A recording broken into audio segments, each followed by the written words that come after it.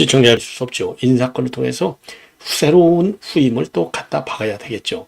자, 언론 장악의 기도가 심상치 않습니다. 그리고 말이죠. 지금 이제 이화영이가 또 두 번째로, 그러니까 1심 판결이 끝난 이후에 두 번째로 옥중 서신을 했어요. 이거는요, 다분히 민주당에, 지금 민주당이 뭡니까? 조국당하고, 이거 검찰, 이거 완전히 해체 작업을 하잖아요. 이 해체 작업이 맞다. 요러한 입장문을 내는 거예요. 그러니까 지금 민주당하고 이화영하고 짜고 치는 고스톱. 예. 그래서 이 검찰의 해체 작업을 통해서 이거 검찰의 수사가 결국은 조작 수사다. 예, 요거를 갖다가 부각시키려는 의도로 옥중 서신을 또 쓴 것이 아닌가. 이런 생각이 들고요. 그리고 채널A 단독 보도를 보면은 지금 이제 FIU, 지금 대장동 사건도 사실 FIU에서부터 시작된 거 아니겠습니까? 자, 그래서 FIU가 드디어 칼을 뺐습니다. 문다혜하고 김정숙 간에 돈 5천만 원 거래된 거, 이거 차명거래 의혹이 크다. 이거 수상하다. 그래서 검찰에 통보했고요. 이미 검찰에서는요, 이거 수원지검에, 이거 전두지검에서 제대로 수사하고 있잖아요. 형사 3부, 이 검사 10명을 저는 다 투입했자. 이렇게까지는 제가 보도해드렸는데, 요게 다 여기로 넘어간 것이 아니냐. 그래서 이거 김정숙 문재인 요거 구속은 시간 문제가 아닌가. 이렇게 생각이 들어요. 예. 자, 그래서 이러한 내용을 가지고 좀 짤막짤막하게 핵심만 짚어드리도록 하겠는데, 자, 민주당이요, 전준이 8월 18일 열린다는 거 아니에요? 그래서 아직 날짜를 정해지지 않았어요. 날짜는. 그런데 지금 이제 전당대회 준비위원회 전준희 위원장은 이춘석 의원이 됐습니다. 그래서 오늘 첫 번째 회의를 열어갔고요. 일자하고 장소를 확정했다. 이렇게 나오는데요. 자, 일정 장소는 이제 8월 18일 날 연다. 그리고 이제 장소는 지금 이제 공개를 하지 않고 있어요. 자, 그래서 이제 지방선거에서 그리고 또 대선에서 이길 수 있는 유능한 지도를 만들겠다. 이렇게 천명하고 있는데, 이 얘기는 결국 뭡니까? 이재명이 뽑겠다. 아무도 나오지 말아라. 이 얘기나 마찬가지고요. 그러다 보니까 이게 추대를 할 것이냐, 아니면은 찬반 투표를 할 것이냐. 여기서 찬반 투표를 하겠다라는 개딸들한테 얻어봤죠. 당연히 추대하겠죠. 추대하려고 지금 이정희가 나오려고 하니까 개딸들이 문자 폭탄을 보내가지고 너 나오지 마 이랬다는 거 아니겠습니까? 그래서 지금 문제가 더 커지고 있는 상황이다. 그리고요, 지금 이제 이번에 이 당원 당규를 개정하면서 당원권을 더 이제 반영한다. 그래서 20% 반영하는 요런 당원 당규를 개정했잖아요. 거기에 맞게 전국 대의원 대회 이런 이름의 전당대회 공식 명칭이 그렇게 되어 있는데요. 전당대회 공식 명칭을 갖다가 전국 대의원 대회에서 전국 당원대회로 바꾼답니다. 자, 이것이 오를 하는 것이죠. 예. 자, 그래서 이렇게 이제 사실상 이제 어대명, 추대 분위기로 지금 가고 있어요. 그러다 보니까 친명들이야, 개딸들이야 좋아라 난리지만은 지금 국민들의 비아냥, 조롱, 그리고 비판. 이거는 뭐 말을 안 해도 다 알죠. 그러다 보니까 유인태 전 사무총장이 MBC에서 말이죠. 지금 당 대표 선거에 나가봐야 이재명이 들러리 서주는 것인데 이 분위기에서 이재명이하고 붙으라고 그러면 너 약간 도르지 않았느냐? 이런 소리밖에 더 듣겠느냐? 예. 더군다나 지금 이번에 최고위원회 출마한 사람들도 전부 친명 일색이잖아요. 누가 더 친명인가를 경쟁하는 구도 아니겠습니까? 자, 그러다 보니까 지금 이제 이 친명계인 정성호 차장, 이 사람마저도요, 최고위원 출마하면 나름대로 민주당 대선과 그리고 지방선거에서 어떤 비전을 갖고 민주당을 꾸려나가야 되는지, 이러한 비전과 가치를 제시해야 되는데, 전부 명묘청 간부로서 이거 큰일 났다. 예, 그러면서 정성호 마저도 이재명하고 가깝다. 이 이야기만 갖고서 최고위원 나오는 것이 과연 옳은 일이냐. 예, 이런 비판이 나오고 있고, 김영진 의원이 맨 먼저 앞장서서 비판해 오고 있죠. 그러나 그들의 귀에는 이게 들릴 리가 없는 겁니다. 그러다 보니까요, 지금 내 TV조선의 보도를 보면은요, 지금 개딸들이 말이죠, 이인영 의원이 지금 나오려고 지금 망설이고 있다. 이런 보도가 나왔잖아요.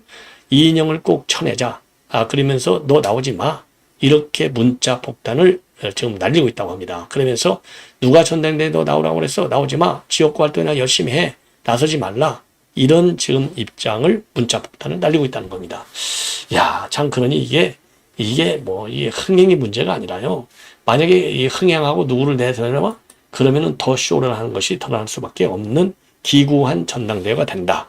예, 요렇게 결론을 낼 수 있고요. 그 다음에 이제 민주당에서 지금 결국은 오늘 말이죠.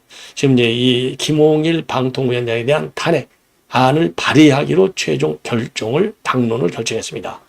그 이유인 즉슨요. 결국은 이제 다른 이유 뭐 현재 방통위는 딱 두 명밖에 없는데 예 그러니까 이제 김홍일하고 이상인 두 명이서 전부 의견하는데 이거 의결에 불법성이 있다.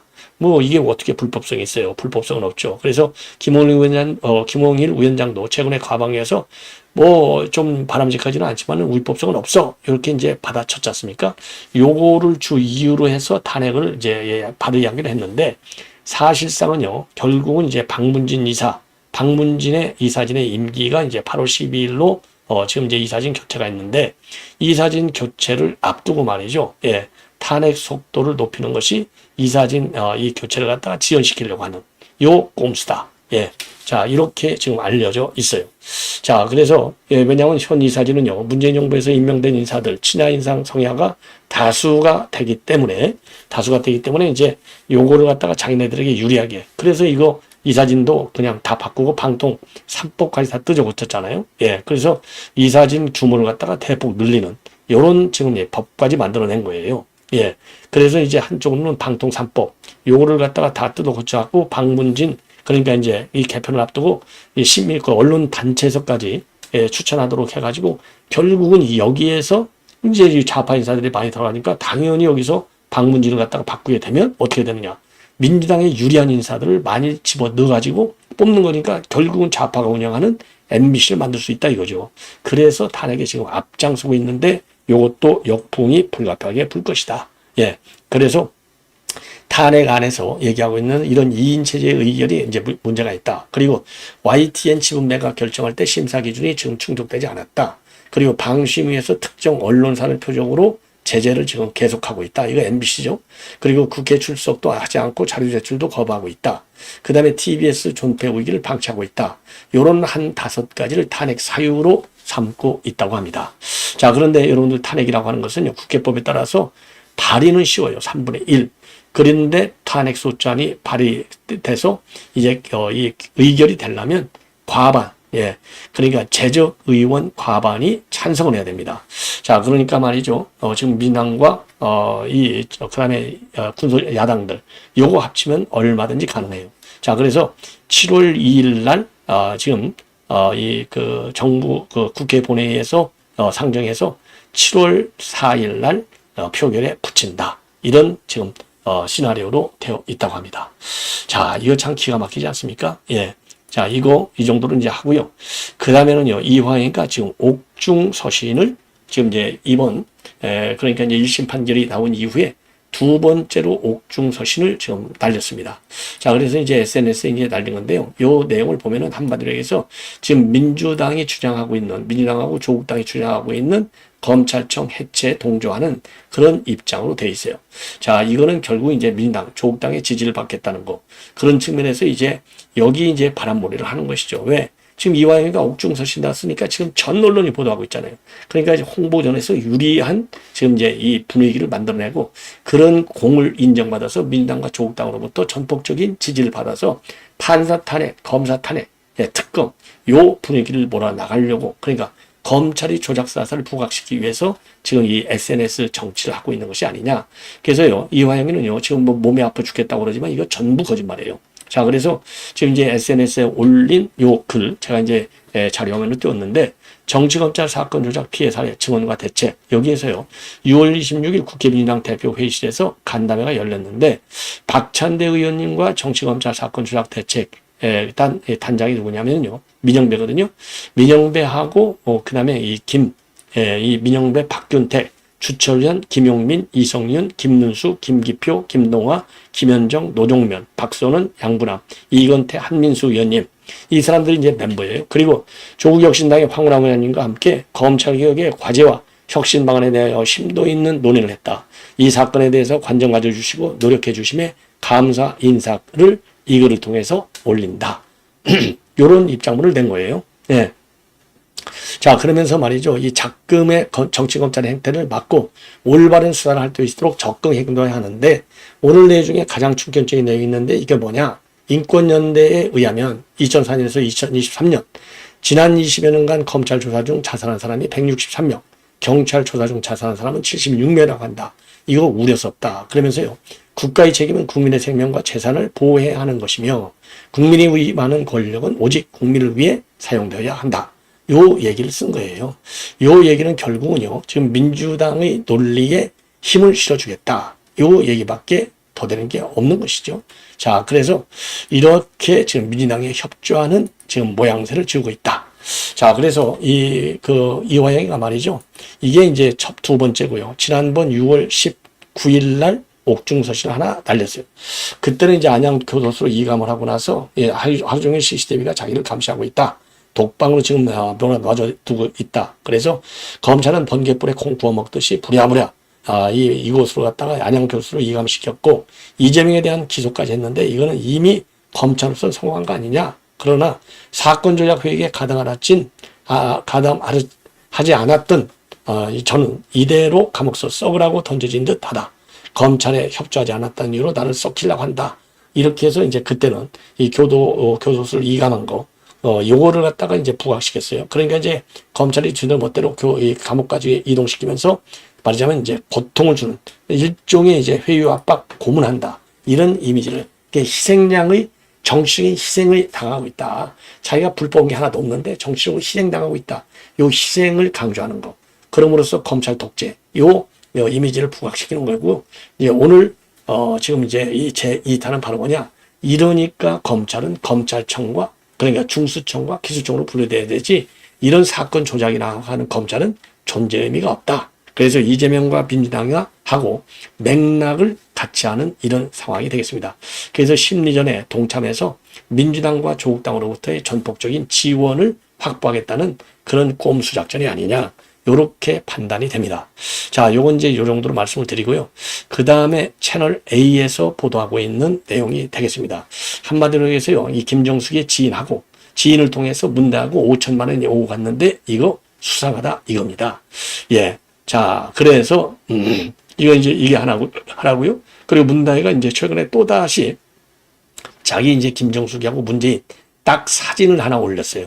요게 이제 언론에서는 아직 이제 별로 많이 이제 나오지 않았는데 요 두 가지를 말씀을 드리겠는데 채널 A에서 단독 보도하고 있는 거, 김정숙과 문다혜의 이상한 거래가 있다. 그래서 금융정보분석원에서 검찰에 통보했다. 예. 자, 요걸 한번 보시죠. 그래서 이제 이 FIO, 금융정보분석원은요, 자금 세탁이 의심되거나 고액 현금 거래가 이루어지거나 이럴 때 이제 이상 징후가 있으면 검찰에 통보하는 게 자기네 기본 업무로 돼 있어요. 그러니까 우리가 1,000만 원 이상 돈 거래하면 이게 자동적으로 금융정보원 분석원으로 넘어가게 되어 있는 겁니다. 자, 그래서 이 도표가 아주 자세히 나와 있어요. 자, 김정숙의 지인을 통해서 문다혜한테 돈을 보냈어요. 직접 5천만 원 안 보내고 이렇게 돌려서 보냈는데 요 돈이 어디로 썼나 했더니 부동산 매수하는 데 썼다 이겁니다. 그러니까 구기동 빌라를 팔아가지고 이제 다가구 주택을 사서 이거를 한 1억 4천만 원을 남겨먹었잖아요. 짧은 시간 안에. 여기에 쓴 거가 되겠는데 이 5천만 원이 무슨 돈이겠습니까? 빳빳한 관봉권 특활비 의혹이 되겠죠. 자, 그래서 이제 검찰에서는 여기에 대해서 본격적인 수사를 하고 있고 영장에 김정수 여사 자금 경위를 파악하고 있다. 요렇게 나와 있는데 요것은 지금 이제 양평동에 있는 다가구 주택을 이게 구기동 빌라 자기 신랑한테 받아갖고 이걸 팔아갖고 이거를 샀다는 거 아니겠습니까? 그리고 이제 주택 서류를 보면은요, 여기에 문다혜 딱 소유자 문대하게 딱 나와 있잖아요. 그리고 거래 일시도 여기에 분명하게 나와 있지 않습니까? 자, 분명하게 거래 일시까지 다 나와 있어요. 예. 2019년도 5월 17일 날 소유권 이전이 끝났어요. 예. 자, 이게 서류. 자, 그러니까 이게 윤건영이 대변인이잖아요. 마구잡이 수사로 의혹만 부풀리는 거 아니냐. 이런 비판을 하고 있고. 그리고 이러한 가운데, 바로 이틀 전에요. 문다혜는 자기 아버지하고, 그런 게 김정숙이하고 문재인이가 말이죠. 요렇게 다정하게 외유를 하고 있는 사진을 SNS에 올려서 요것 또한 지금 뭐라고 그럴까요? 인구의 회자가 되고 있습니다. 야, 참 뻔뻔스럽죠? 예. 자, 그래서 요 이제 자금 세탁 혐의가 있다는 것이죠. 그래서 2020년도에 5천만 원을 줬는데 이거 수상하다 이겁니다. 그래서 검찰이 요거를 갖다가 이제 압수수색, 전직 청와대 관계자들 압수수색하면서 영장 청구에 이거는 김정숙이가 돈 보낸 돈이 맞다. 요렇게까지 써 있다는 겁니다. 자, 그래서 요게 이제 일파만파로 지금 커지고 있는 상황이다. 예, 요렇게 이제 볼 수가 있고요.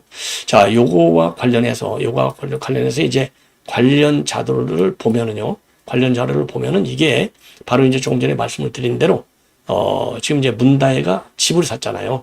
예, 문다혜가 산 집, 요 자금이 아니냐, 이런 의혹이 생기는 겁니다. 자, 그래서 지금 이제 2019년도 5월인데 아까 말씀드린 대로 집을 소유권을 이전했는데 대출도 없이 7억 6천만 원을 주고 다가구 주택 한 채를 매입하는 거예요. 이 주택 매각 과정에 의혹이 있어요. 그래서 이 남편 서 씨가요, 2018년도 4월에 종로구 구기동 빌라를 갖다가 문다혜 자기 부인한테 증여합니다. 근데 이거를 갖다가 3개월 뒤에 2018년도 7월에 5억 1천만 원에 이 빌라를 팔아요. 구기동 빌라를. 그리고서 차례로 태국에 떠나는데, 그리고서 2018년도 10월에는 이 구기동 빌라의 등기가 넘어간 것을 보면은 그때 잔금을 다 치렀다, 이거 아니겠습니까? 그런데 이제 7개월 뒤쯤에 7달 지나서 2019년도죠. 이때 2억 5천만 원을 보태서 7억 6천만 원짜리 다가구 주택 한 채를 사들여요. 그런데 이 다가구 주택으로 임대 사업을 하고 이 과정에서 김정숙이의 지인 디자이너의 딸인 양모 씨와 금전 거래가 있었던 것으로 검찰이 보고 있습니다. 그리고 나서 2021년도 2월 5일 날 이 다가구 주택을 9억 원에 매도합니다. 그래서 1년 9개월 뒤에는 이게 1억 4천만 원의 차익을 남기는 이런 이 투기를 하는 거나 마찬가지죠. 투기. 자, 그래서 이거를 이제 압축해서 말씀을 드린다면, 예, 지금 이제 이 문다혜가 주택을 매입한 지 딱 1년 뒤에 서울시에서는요, 이 집 주변을 갖다가 선유도 지구 단위 계획 구역으로 지정을 합니다. 자, 그래서 2018년도에 구기동 이제 집을 팔고 2019년도에 양평동 집을 사요. 그리고서 1년 뒤인 2020년도에는 이거를 지구 단위 구역으로 지정을 해줘. 그러니까 이제 지구 단위 구역으로 지정이 되니까 땅값이 올라갈 거 아니에요. 집값이. 그리고 나서 2021년도에 바로 팔아먹어요. 그러니까 구기동 빌라를 5억 원에 받았는데 7억 원의 대출 없이 구입해가지고 그냥 아주 최단기 안에 1억 4천만 원의 시사 차익을 거둬들이는 겁니다. 이게 이제 결국은 투기 의혹이 되는 건데, 여기에 돈 5천만 원을 이게 뭐지요? 예, 이 특활비로 받았을 가능성이 매우 크다, 이렇게 되는 겁니다. 이러한 가운데 말이죠. 23일 날 문다혜가 말이죠. 본인의 SNS에 아까 말씀드린 대로 이 문재인하고 김정수가 아주 이쁘게 앉아있는 요 폼 잡고 앉아있는 요 사진을 쫙 올리는 겁니다. 예, 쫙 올려요. 요거 이게. 그래서 요게 어디냐면은요. 요게 말이죠. 지금 이제 이 전라남도 신안군 도초면에 위치해 있는 섬, 도초도라고 합니다. 요때 도초도에서 찍은 사진인데, 도초도는요, 넓은 갯벌을 가진 광대한 평야지대의 섬이라는 거예요. 다정하게 앉아 있는 거. 이게 뭡니까? 이게 다정하겠어요? 이게, 야, 지금 이제 곧 검찰에서 부를 거 아니겠습니까? 이렇게 긴장이 되니까 다정한 모습인 것처럼 보이려고 요런 꼼수를 쓴 것이 아니냐, 이런 생각이 듭니다. 자, 그래서 요거 하나만 보더라도요, 이제는 문재인이 부르는 것은 시간 문제가 아니냐. 그리고 문재인과 김정수가 결국은 특활 교육이 바로 요런 데서 제기가 되는 거예요. 수상하다 이거예요. 이 5천만 원이 어디서 땄느냐.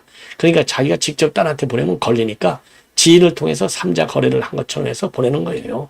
야, 이 더러운 꼼수. 이거 반드시 특활비일 가능성이 거의 100%가 아닌가, 이렇게 판단이 됩니다. 자, 이것으로 본 방송을 마치겠습니다.